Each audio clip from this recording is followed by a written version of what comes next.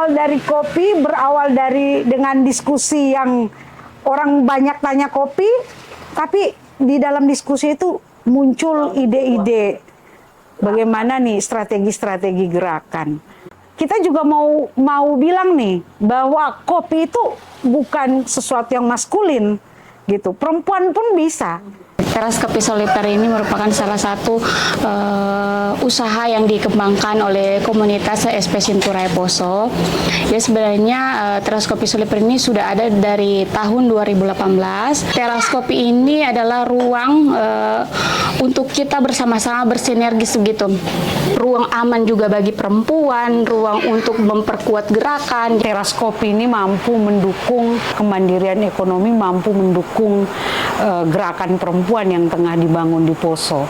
Dengan adanya Teras Kopi Soliter ini sebenarnya bisa membantu kami di komunitas ketika ketika budgeting kami minim. Jadi ada dua yang menyemangati waktu itu kami berinisiatif untuk membangun Teras Kopi.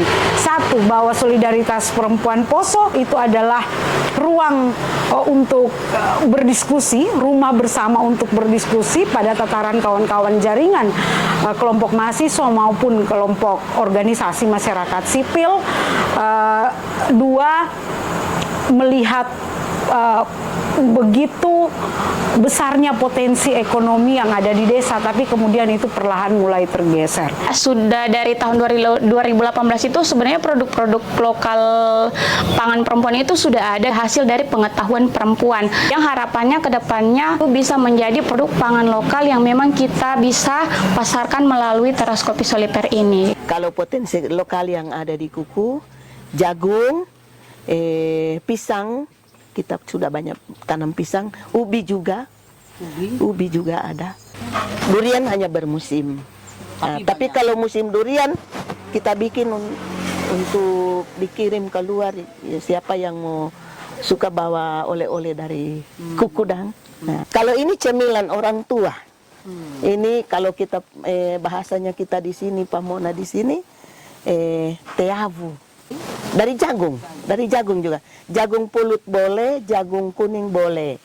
Ini namanya kole-kole. Kole-kole. Iya, kole-kole. Ini dari sari jagung. Jagung di blender atau diparut, baru diperas. Airnya itu dimasak dengan santan sama gula aren. Ini namanya dompo. Durian yang sudah dibuat di asin, supaya biar berapa tahun kita simpan ini di kulkas tidak apa-apa. Kita harus betul-betul mampu bergerak bersama dengan ibu-ibu grassroots sehingga kemudian pangan lokal yang mereka produksi itu terus-menerus bisa dikampanyekan. Sangat dukungan mereka sangat baik. Makanya untuk ke depan nanti kami dari perempuan-perempuan ini untuk mengolah lahan dengan menanam padi ladang, mereka sudah siapkan, tinggal mau dilaksanakan untuk tahun depan. Memang padi ini sudah mulai langka, sudah jarang yang tanam. Jadi kemudian yang kedua, kami melihat untuk ke depannya nanti, apalagi dengan sekarang ini sudah banyak penyakit-penyakit karena banyak makan makanan instan. Untuk itu kami berinisiatif tanam padi ladang, karena itu tidak ada pupuk-pupuk apa lagi. Kalau pupuk organik sekarang ini kami sementara buat. Mereka menanam itu sama dengan melawan gitu. Merawat kearifan lokal adalah melawan mekanisasi pangan. Tujuan dari perempuan-perempuan yang ada di Desa Kuku bergerak secara kolektif, di mana mereka membuat suatu kelompok yang mereka akan menanam bibit lokal ini seperti jagung, padi ladang.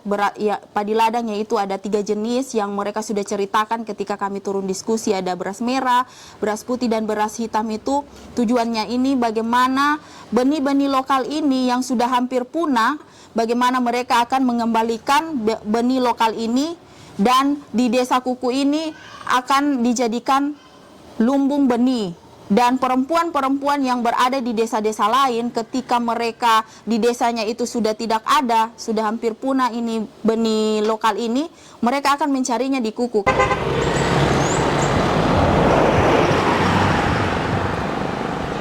Gerakan SP selalu mengajak kita untuk dari kesadaran individu itu kemudian menjadi kesadaran kolektif. Ada berapa orang yang aktif terus. Biasanya dibikin per kelompok, tapi berbagi tugas. Kamu bikin ini yang dari jagung, bikin yang dari pisang, bikin yang dari ubi. Supaya semua pengetahuan apa yang saya tidak tahu, saya menjadi tahu dari ibu yang satu. Jadi apa yang saya tahu, saya kembangkan lagi ke ibu yang satu.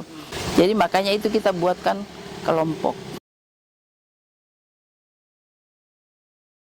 Pertama, dulu saya tidak berani berbicara. Tapi setelah masuk di SP, sudah jago bicara. Iya. Kemudian banyak pengalaman-pengalaman yang kami ambil dari SP. Ya, pengalaman yang kita orang tidak tahu jadi tahu. Seperti orang kuliah kita tidak ketinggalan.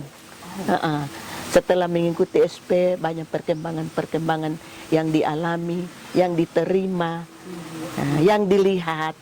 Ya, apalagi kalau tidak masuk SP, saya tidak lihat Jakarta.